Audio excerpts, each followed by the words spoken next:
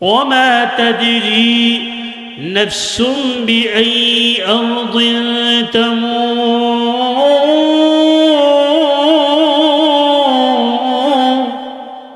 আল্লাহ বলেন তুমি কোন সময় কোন জায়গাতে মৃত্যুবরণ করবা এটা আমি রব ছাড়া কেউ জানে না, স্বয়ং আজরাইলও জানে না কার মৃত্যুটা কোথায় হবে কখন হবে। আপনি বলতে পারেন যে আমার বাড়ি চর্ষবুদ্ধি, মৃত্যুটা মনে হয় আমার এখানেই হবে, আসলে কি তাই? মৃত্যু আপনার কোথায় হয় কেউ জানে না। আপনি ঢাকাতে গেছেন কাজ করার জন্য, গাড়িতেই আপনার ইন্তেকাল, খবর আসেনি এরকম? হাইস নিয়ে গেছেন কোনো এক কাজে, ওখানেই আপনার ইন্তেকাল, এরকম খবর আসে কিনা? হাজার স্বপ্ন বুকে লালন কইরা ইতালির উদ্দেশ্যে রওনা, হেলিকপ্টার ব্রাস্ট হয়ে বিমান ব্রাস্ট হয়ে ওখানেই ধূলিসাৎ, খবর আসে কিনা?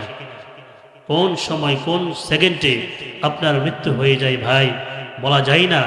এজন্য যারা বলেন আগামীকাল থেকে আমি মৃত্যুর প্রস্তুতি গ্রহণ করব, আগামীকাল কি আমার আসবে? বলেন বাজানরা, আগামীকাল আসবে? আজ কা কাম কাল পর নাডাল, আজকের কাজ কালকের জন্য রেখে দিও না। ডাক্তার যদি মৃত্যুর পরে আসে তো কোনো কাজ হবে কিনা? ইংরেজিতে একটি প্রবাদ আছে, আফটার ডেথ কামস ডাক্তার, মৃত্যুর পর ডাক্তার আসছে। মৃত্যুর পরে ডাক্তার আসতে যেমন কাজ হয় না, মালাকুল মউত আমার সামনে চলে আসলে আমি আফসোস করলে আর কোনো কাজ হবে না। এজন্য আল্লাহর রাসূল বলেন 14 নম্বর অশরিবাল খুমর, মদ গাঁজা বেশি বেশি যখন পান হবে, এটার সাইলাব যখন হয়ে যাবে তখন ভূমিকম্প বেশি হবে।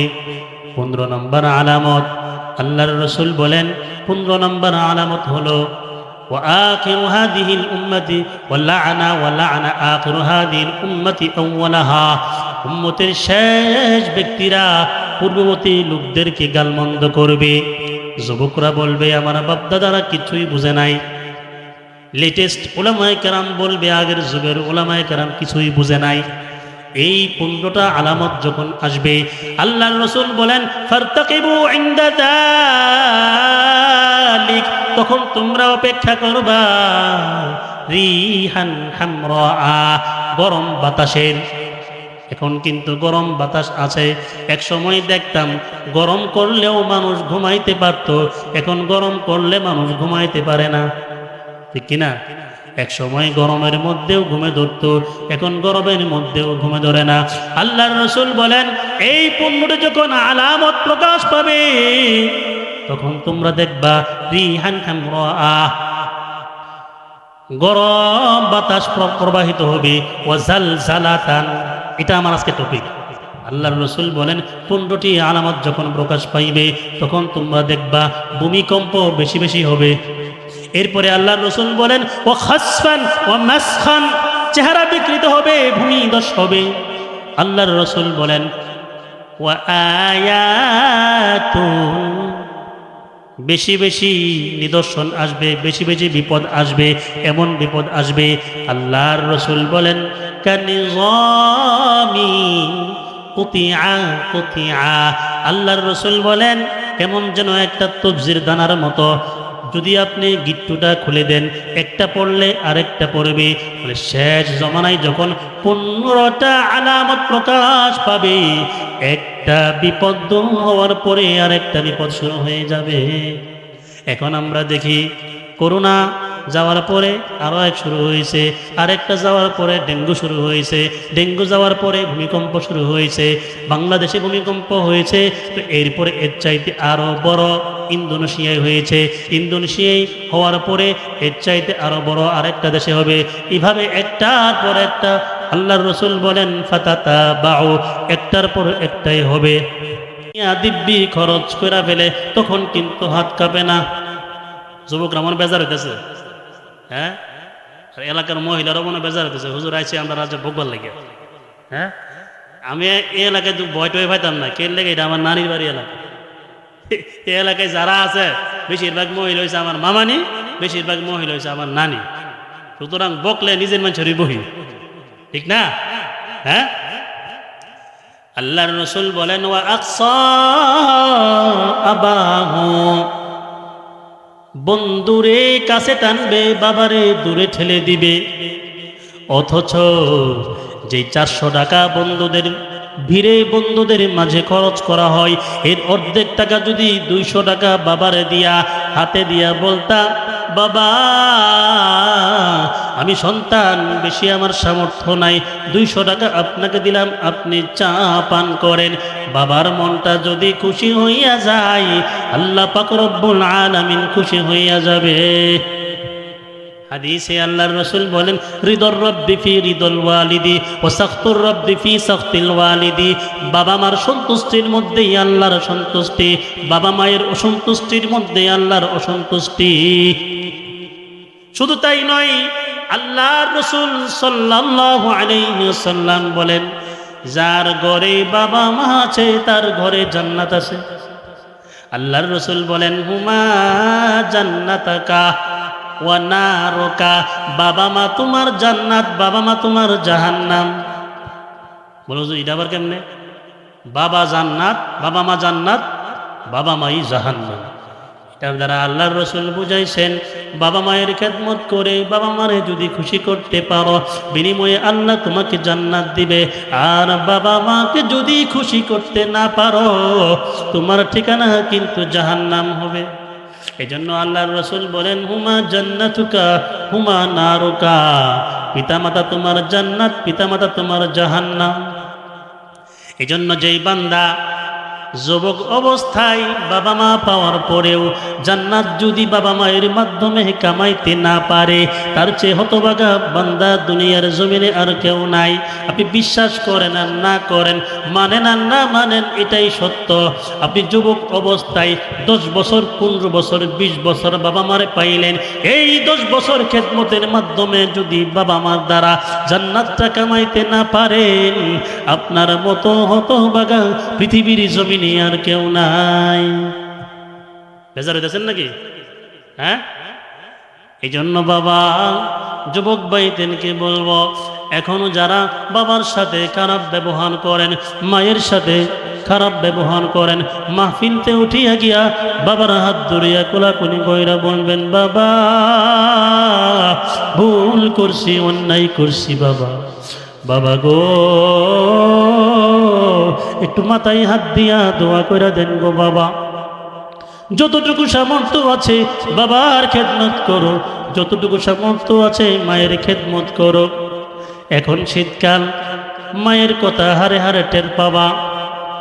ভোর 3টা বাজে আমি যখন ছোট ছিলাম প্রস্রাব করে দিতাম, বয়স আমার তখন 5 মাস 6 মাস।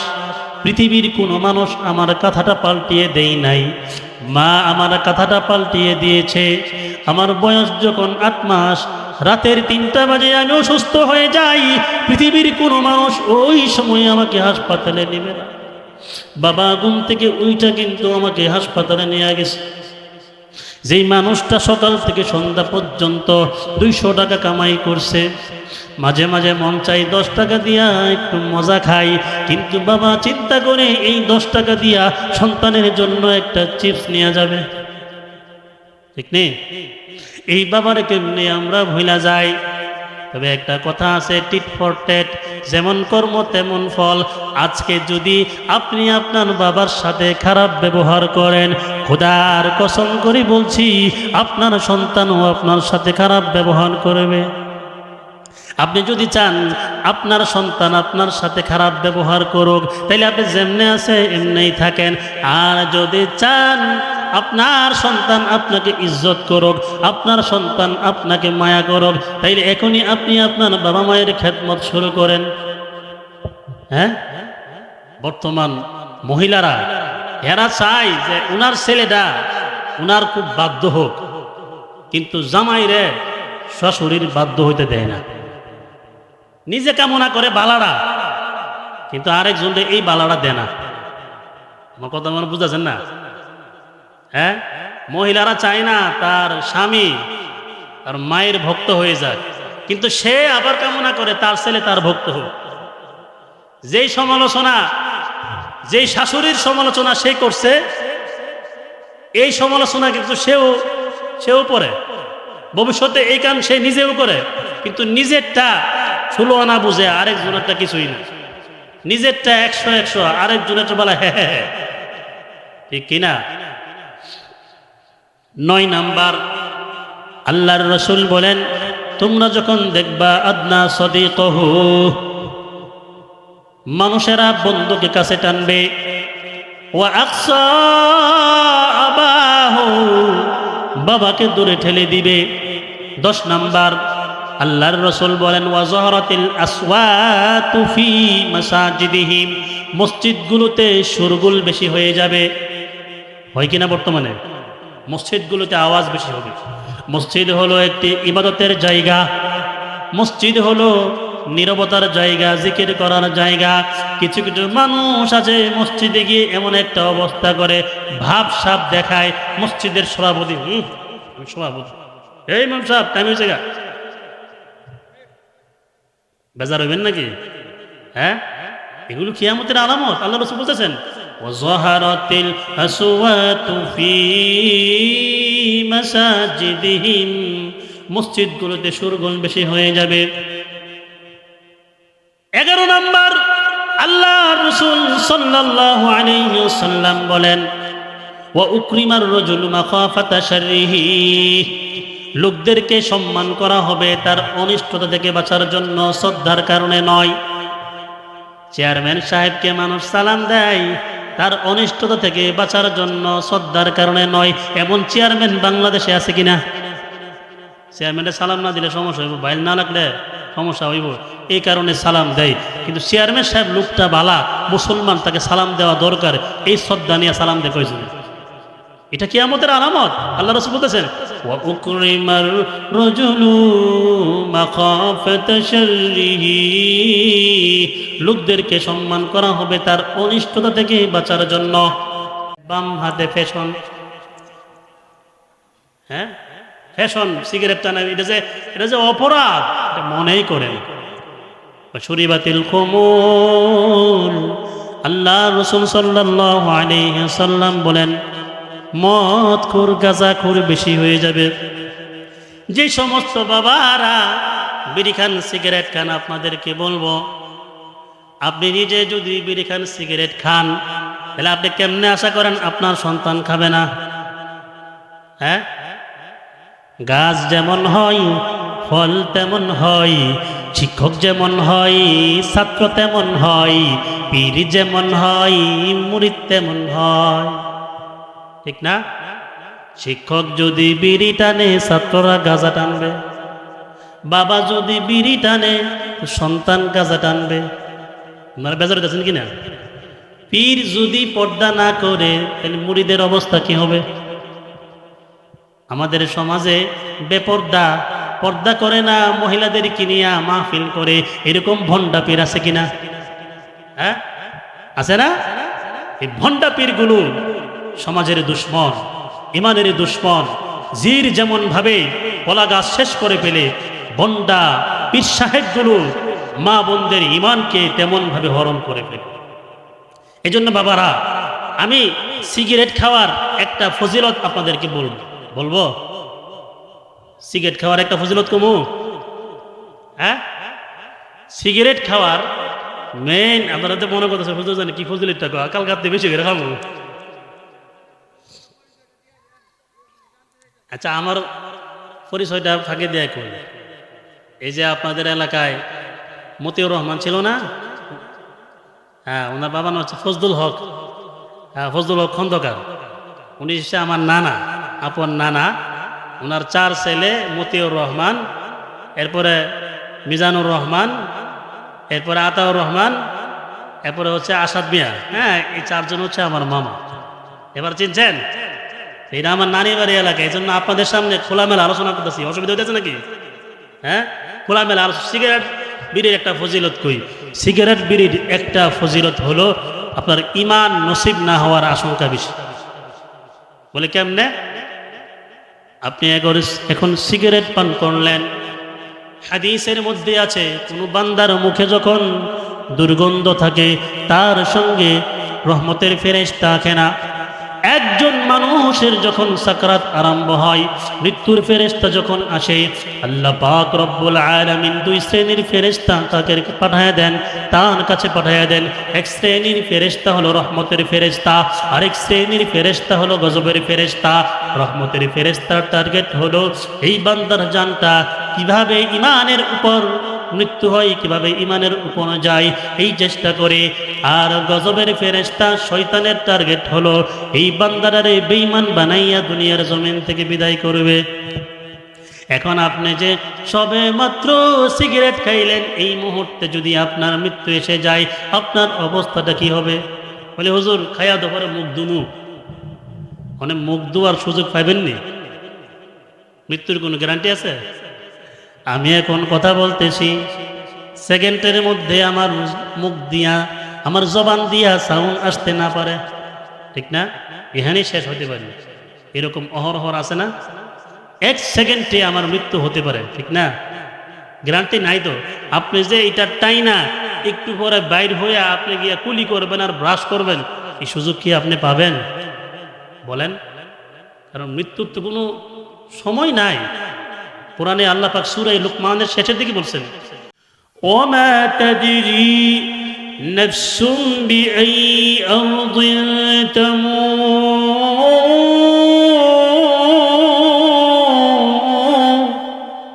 আল্লাহ বলেন তুমি কোন সময় কোন জায়গাতে মৃত্যুবরণ করবা, এটা আমি রব ছাড়া কেউ জানে না, স্বয়ং আজরাইলও জানে না কার মৃত্যুটা কোথায় হবে, কখন হবে। আপনি বলতে পারেন যে আমার বাড়ি চর্ষবুদ্ধি, মৃত্যুটা মনে হয় আমার এখানেই হবে। আসলে কি তাই? মৃত্যু আপনার কোথায় হয় কেউ জানে না। আপনি ঢাকাতে গেছেন কাজ করার জন্য, গাড়িতেই আপনার ইন্তেকাল, খবর আসেনি এরকম? হাইস নিয়ে গেছেন কোনো এক কাজে, ওখানেই আপনার ইন্তেকাল, এরকম খবর আসে কিনা? হাজার স্বপ্ন বুকে লালন কইরা ইতালির উদ্দেশ্যে রওনা, হেলিকপ্টার ব্রাস্ট হয়ে, বিমান ব্রাস্ট হয়ে ওখানেই ধূলিসাৎ, খবর আসে কিনা? কোন সময় কোন সেকেন্ডে আপনার মৃত্যু হয়ে যায় ভাই, বলা যায় না। এই জন্য যারা বলেন আগামীকাল থেকে আমি মৃত্যুর প্রস্তুতি গ্রহণ করব, আগামীকাল কি আমার আসবে? বলেন বাজানরা, আগামীকাল আসবে? আজ কা কাম কাল পর নাডাল, আজকের কাজ কালকের জন্য রেখে দিও না। ডাক্তার যদি মৃত্যুর পরে আসে তো কোনো কাজ হবে কিনা? ইংরেজিতে একটি প্রবাদ আছে, আফটার ডেথ কামস ডাক্তার। মৃত্যুর পর ডাক্তার আসছে। মৃত্যুর পরে ডাক্তার আসতে যেমন কাজ হয় না, মালাকুল মউত আমার সামনে চলে আসলে আমি আফসোস করলে আর কোনো কাজ হবে না। এজন্য আল্লাহর রাসূল বলেন 14 নম্বর, ওয়াশরিবাল খুমুর, মদ গাঁজা বেশি বেশি যখন পান হবে, এটার সাইলাব যখন হয়ে যাবে তখন ভূমিকম্প বেশি হবে। 15 নম্বর আলামত, আল্লাহর রাসূল বলেন 15 নম্বর আলামত হলো ওয়া আখিরু হাদিহিল উম্মতি ওয়া লা'না আখিরু হাদিহিল উম্মতি আউওয়ালাহা। উম্মতের শেষ ব্যক্তিরা পূর্ববর্তী লোকদেরকে গালমন্দ করবে। যুবকরা বলবে আমার বাপদাদারা কিছুই বুঝে নাই। লেটেস্ট উলামায়ে কেরাম বলবে আগের যুগের উলামায়ে কেরাম কিছুই বুঝে নাই। এই 15টা আলামত যখন আসবে, আল্লাহর রাসূল বলেন ফারতাকিবু ইনদা যালিক, তখন তোমরা অপেক্ষা করবা রিহান হামরা, গরম বাতাসের। এখন কিন্তু গরম বাতাস আছে। এক সময় দেখতাম গরম করলেও মানুষ ঘুমাইতে পারত, এখন গরম করলে মানুষ ঘুমাইতে পারে না, ঠিক কিনা? এক সময় গরমের মধ্যেও ঘুমে ধরত, এখন গরমের মধ্যেও ঘুমে ধরে না। আল্লাহর রাসূল বলেন এই 15টা যখন আলামত প্রকাশ পাবে তখন তোমরা দেখবা রিহান হামরা, গরম বাতাস প্রবাহিত হবে, ওয়া জালজালাতান। এটা আমার আজকে টপিক। আল্লাহর রাসূল বলেন 15টি আলামত যখন প্রকাশ পাইবে তখন তোমরা দেখবা ভূমিকম্প বেশি বেশি হবে। এরপরে আল্লাহর রাসূল বলেন ও খাসফান ও মাসখান, চেহারা বিকৃত হবে, ভূমিধস হবে। আল্লাহর রাসূল বলেন ওয়া আয়াতুন বেশি বেশি নিদর্শন আসবে, বেশি বেশি বিপদ আসবে, এমন বিপদ আসবে আল্লাহর রাসূল বলেন কানিজামিন কুতিআ কুতিআ। আল্লাহর রাসূল বলেন কেমন যেন একটা তবজির দানার মতো, যদি আপনি গিট্টুটা খুলে দেন একটা পড়লে আরেকটা পড়বে। বলে শেষ জমানায় যখন 15টা আলামত প্রকাশ পাবে, একটা বিপদ দূর হওয়ার পরে আরেকটা বিপদ শুরু হয়ে যাবে। এখন আমরা দেখি করোনা যাওয়ার পরে আরও এক শুরু হয়েছে, আরেকটা যাওয়ার পরে ডেঙ্গু শুরু হয়েছে, ডেঙ্গু যাওয়ার পরে ভূমিকম্প শুরু হয়েছে, বাংলাদেশে ভূমিকম্প হয়েছে, তো এরপরে এর চাইতে আরও বড় ইন্দোনেশিয়ায় হয়েছে, ইন্দোনেশিয়ায় হওয়ার পরে এর চাইতে আরও বড় আরেকটা দেশে হবে। এভাবে একটার পর একটা আল্লাহর রাসূল বলেন ফাতাতা বাউ, একটার পর একটাই হবে। এই জন্য ভাই এই কিয়ামতের সময়ও যাদের আমলনামা ভালো থাকবে, যাদের আমলনামা ভালো থাকবে তাদের মন খুশি থাকবে, কারণ ইমানদার কখনো চিন্তা করবে না। ইমানদার সবসময় আল্লাহ পাকের সাক্ষাতের জন্য ইমানদার সবসময় অপেক্ষা করে। হযরতে খলিল ইব্রাহিম আলাইহিস সালামকে প্রাণ হরানোর জন্য আজরাইল আলাইহিস সালাম আসলেন। আজরাইল বলে নবী, আল্লাহ পাক রব্বুল আলামিন হুকুম করেছেন আপনার প্রাণ হরণ করার জন্য। ইব্রাহিম আলাইহিস সালাম বলে আজরাইল কোন বন্ধু কি বন্ধুর প্রাণ হরণ করতে পারে কিনা? কোন বন্ধু কি বন্ধুর প্রাণ হরণ করতে পারে? এবার আল্লাহ পাক রব্বুল আলামিন ওহী নাযিল করে ইব্রাহিম আলাইহিস সালামকে বলতেছেন, ইব্রাহিম কোন বন্ধু কি বন্ধুর সাক্ষাৎ অস্বীকার করতে পারে? কোন বন্ধু কি বন্ধুর সাক্ষাৎ অস্বীকার করতে পারে? ইব্রাহিম আমি আল্লাহ তোমার সাক্ষাতের আশায় বসে আছি। ইব্রাহিম আলাইহিস সালাম আজরাইলকে বলে, আজরাইল তাড়াতাড়ি আমার জান কবজ করে ফেলো। আল্লাহর সঙ্গে যদি আমার বন্ধুত্ব ফিটিং হয়ে যায়, আল্লাহর সঙ্গে যদি আমার বন্ধুত্ব হয়ে যায়, আমার কোনো টেনশন নাই, আমার কোনো চিন্তা নাই, ঠিক কিনা? আজকে আমরা দুনিয়াতে লিপ্ত হয়ে গিয়েছি, আখিরাতকে ভুলে গিয়েছি। এই জন্য আমাদের চিন্তা মৃত্যুকে খুব ভয় করে। হাসরের ময়দানে আমি এখন যদি আপনাদেরকে প্রশ্ন করি, একটু চক্ষুটা বন্ধ করেন, ঠিক এই মুহূর্তে যদি আমার মৃত্যু হয়ে যায়, এখন যদি হাসরের মাঠ কায়েম হয়ে যায়, আল্লাহ যদি ফাই টু ফাই হিসাব নেয়, আপনি দিল থেকে একটু বলেন তো বাবা, আপনি কি বাঁচতে পারবেন কিনা? এখন যারা আছেন, আমি মৌলবী সহ, যদি এই মুহূর্তে আমার মৃত্যু হয় আর হাসরের মাঠটা মনে করেন এই মাঠটাই, আল্লাহ যদি বিচারকের আসনে বৈশা বিচার কাজ শুরু করে দেয়, আপনারা কি মনে করেন আমরা বাঁচতে পারবো? এতটুকু পুঁজি ইনস্ট্যান্ট এই পর্যন্ত, এখন এই সময় পর্যন্ত কি আমি বাঁচতে পারবো? এতটুকু বিশ্বাস আছে? নাই তো। আমরা কিসে ডুবে গেছি? আল্লাহর রাসূল বলেন মানুষ দুনিয়ার মধ্যে পয়রা 5 জিনিসের প্রতি মানুষ মোহাব্বত বেশি ঢুকে গেছে, আর 5 জিনিসকে মানুষ বেশি বেশি অবহেলা করে। কয় জিনিস? 5 জিনিসকে মানুষ বেশি মোহাব্বত করে, আর 5 জিনিসকে মানুষ একেবারে ভুলে গেছে। আল্লাহর রাসূল বলেন অথচ মানুষের দরকার ছিল যেই 5টা জিনিসকে মানুষ ভুলে গেছে, ওই 5টা জিনিসকে আঁকড়ে ধরা, যেই 5টা বিষয়কে মানুষ মোহাব্বত করে এগুলোকে দুলে ধরা। আল্লাহর রাসূল বলেন কোন কিতাবের হাদিস? মুকশিফাতুল কুলুব হাদিস নম্বর 34। আল্লাহর রাসূল বলেন মানুষেরা 5 জিনিসকে মোহাব্বত করে আর 5 জিনিসকে ভুলে গেছে। আল্লাহর রাসূল বলেন ইউহিব্বুনাদ দুনিয়া ওয়া ইয়ানসাউনাল আখিরাহ, মানুষ দুনিয়াকে মোহাব্বত করে আর আখিরাতকে ভুলে যায়, ঠিক কিনা? ইউহিব্বুনাদ দুনিয়া ওয়া ইয়ানসাউনাল আখিরাহ, মানুষ দুনিয়াকে মোহাব্বত করে আর আখিরাতকে ভুলে যায়। 2 নাম্বার আল্লাহর রাসূল সাল্লাল্লাহু আলাইহি ওয়াসাল্লাম বলেন ইউহিব্বুনাল মাখলুক ওয়া ইয়ানসাউনাল খালিক, মানুষ মাখলুকের মোহাব্বতে পড়ে, প্রেমে পড়ে, কিন্তু এই মাখলুককে যে আল্লাহ বানাইছে ওই খালিককে ভুলে যায়, ঠিক নেই? হ্যাঁ, ইউহিব্বুনাল মাখলুক ওয়া ইয়ানসাউনাল খালিক, মানুষ মাখলুককে মোহাব্বত করে কিন্তু এই মাখলুককে যে আল্লাহ বানাইছে, যে খালেক বানাইছে, ওই খালেককে মানুষ ভুলে যায়। তিন নাম্বার আল্লাহর রাসূল বলেন ইউহিব্বুনাল মাআসিয়া ওয়া ইয়ানসাউনাত তাওবা, মানুষ গুনাহকে মুহাব্বত করে আর তওবাকে মানুষ ভুলে যায়। ঠিক নেই? আল্লাহর রাসূল বলেন ইউহিব্বুনাল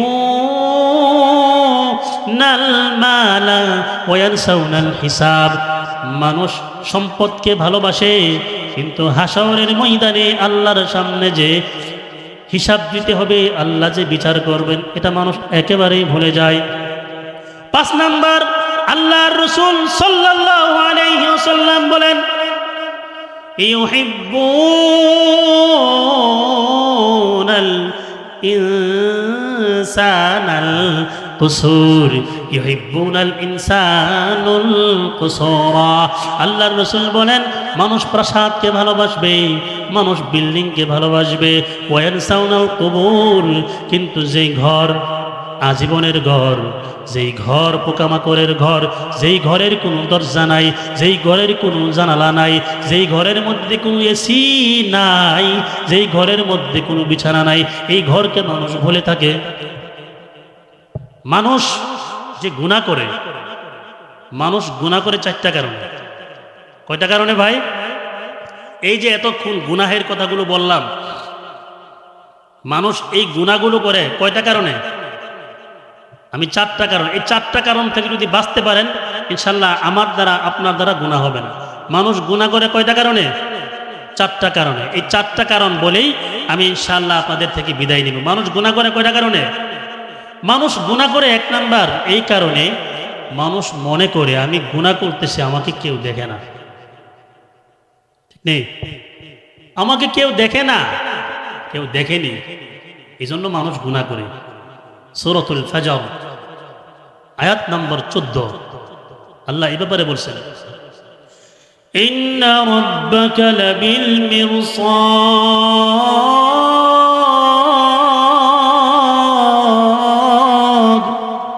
আল্লাহ বলেন ইন্না রাব্বাকা লাবিল মিরসাদ, বান্দা তুমি মনে করো তুমি গুনাহ করো, তোমাকে কেউ দেখে না, অথচ আমি আল্লাহ তোমার মতো তোমার দিকে একজন শিকারী যেমন ভাবে তার শিকারকে উট পেতে বসে থেকে দেখে, আমি আল্লাহ তোমাকে উট পেতে দেখতেছি। কার কথা এটা? কার কথা? আল্লাহ বলতেছেন ইন্না রাব্বাকা লাবিল মিরসাদ।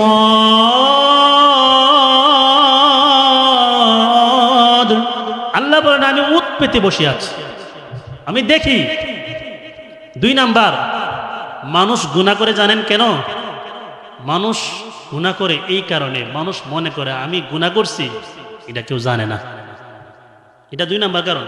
1 নাম্বার কারণ আমারে কেউ দেখে না, আর 2 নাম্বার কারণ আমি যে গুনাহ করি এটা কেউ জানে না। জানে কি জানে না? সবাই যা জানে না জানে কে? সবাই যা পারে না পারে কে? সবাই যা দেখে না দেখে কে? সবাই যা শুনে না শুনে কে? আল্লাহ বলেন ইন্নাল্লাহা আলা কুল্লি শাইইন কাদির। আল্লাহ বলেন আমি সব কিছুর উপর ক্ষমতাবান। আল্লাহ বলেন আমি দেখি। বান্দা তুমি মনে করো তুমি গুনাহ করতেছো, আমার গুনাহের খবর আমার বাবা জানে না, আমার গুনাহের খবর আমার মা জানে না, আমার গুনাহের খবর আমার উস্তাদ জানে না, শিক্ষক জানে না, আমার গুনাহের খবর আমার বন্ধু জানে না, কিন্তু কেউ না জানলেও একজন জানে, তিনি কে? সূরাতুল মুমিন, সূরাতুল মুমিন আয়াত নম্বর 19 আল্লাহ বলেন ইয়ালামু খাইনাতাল আ'য়ুনি ওয়া মা তুখফিস সুদূর।